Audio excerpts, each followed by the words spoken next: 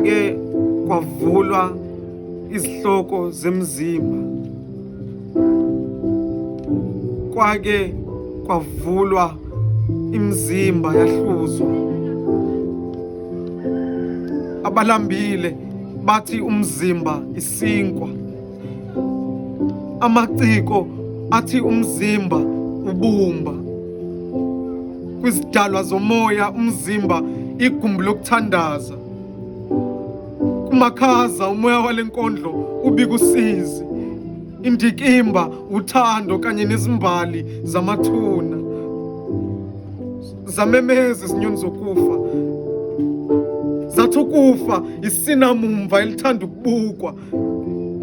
Kepha kithi zidalwa eziqonda ukujula, sikubiza ngocimeza siyagoduka.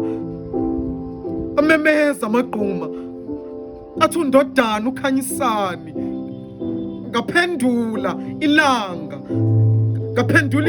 kwaba indodana. Yaphenduka indodana yaba uthando lokuqala. Uthando lokuqala lwaphendula ingelosi yokuqala ensimini kwaba uthando lwamanga. Kodwa kusenani mzimba wami, nguwe isikhwama salamathambo. Mina bengiyini wena mawukhetha ukuzishushumbisa?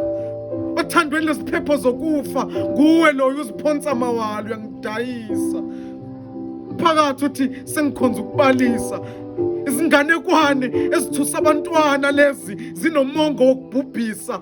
Esami zothando zinomongo kazokhele, zingumlilo wokungqongqisa. Ezami zothando zihlangene phansi njengamahele, zinombiko wempi yokugcina. Ngiyilangabi elithukuthele, ngigane unwabu, ngilondwa yiyona yodwa lenkani yami yesele. Mana ngixoxele ngemvelaphi yalamathambo engiwathwele. Lo kwakungumzimba wami oyinsika, kwakungumzimba wami wokuzitika ngabashushumbise yabo. Ebusuku nasebusika benguwunika, kanti angiyazange imbeleko yokugcina. Kwafika isikhathi sokufa komzimba, ukinyo wami umzimba. Inkanuko yangifaka kwamahlathi amnyama ngiphila. Thando lwalikhona lungibuka, nami ngilibuka. Lungilulela isandla lizama ukudonsa mina silima. Lwalungivala amehlo ziyetsheni zilima. Ngangibathanda bonke nabafeza amaphupho nina, amaphupho okugwinya oyise bephila baphetha ngokugwinya mina. Ngangibathanda bonke nababezokhula ngamaphutho othandweni, baphuthelwa ukukhula kothando, baphetha ngokubona iphutha likumina. Ngangibathanda bonke nababethanda mina ngakho konke, ngaphetha ngokubathwalisa amacala abo bonke ababebulala mina.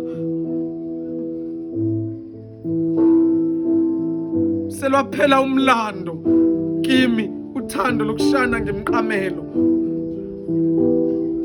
Izo zonke lezi inqondo zokushana ngesidikiselo. Ngena sithandwa, sibukela uhlala kwabafileyo.